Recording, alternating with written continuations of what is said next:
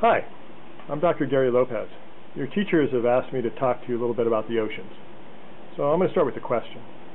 If you don't live near the coast, why would you care about the oceans? I live here in Oregon. You live in Nevada. We're both a long ways from the oceans. Why would it matter to us? Well, it turns out there's at least one good reason we should care about the oceans. And that's because the weather you have there today and I have here today, it comes from the oceans. It's made by the oceans. So here's how it works. Here in my backyard, I'm surrounded by trees and forests, probably different than what you have at your house. But we do have at least one thing in common: the sky. We all share the same sky. What is the sky? Well, the sky is air. It's gases that surround the planet. They make up what we call the atmosphere, this shell of gas that surrounds the planet. And it turns out it covers us, but it also covers the oceans. There's an exchange, there's a transportation of heat from the oceans into the sky and back and forth. Heat goes back and forth between the gases and the ocean. And that heat is what makes the weather.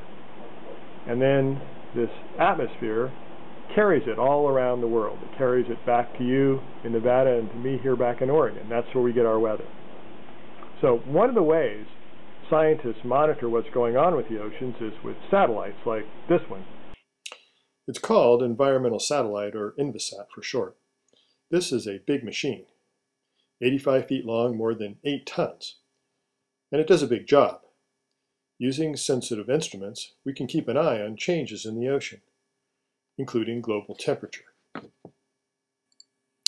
Here's a satellite picture of the surface temperature of the ocean.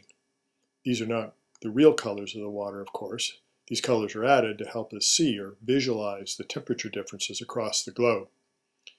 At the top and bottom, the purple and blue indicate colder surface temperatures where you'd expect them at the poles, north in the Arctic and south in the Antarctic, whereas the yellow and red indicate warmer temperatures around the middle of the planet in the tropics.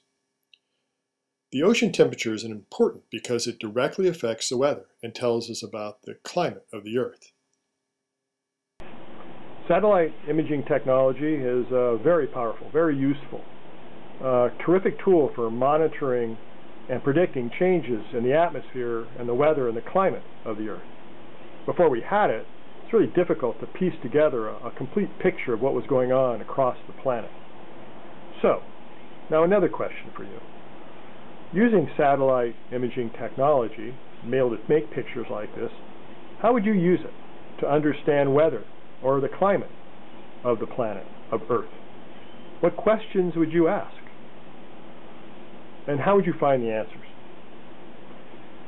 Okay, that's enough. Thanks for thinking about those questions. The world could always use another good scientist.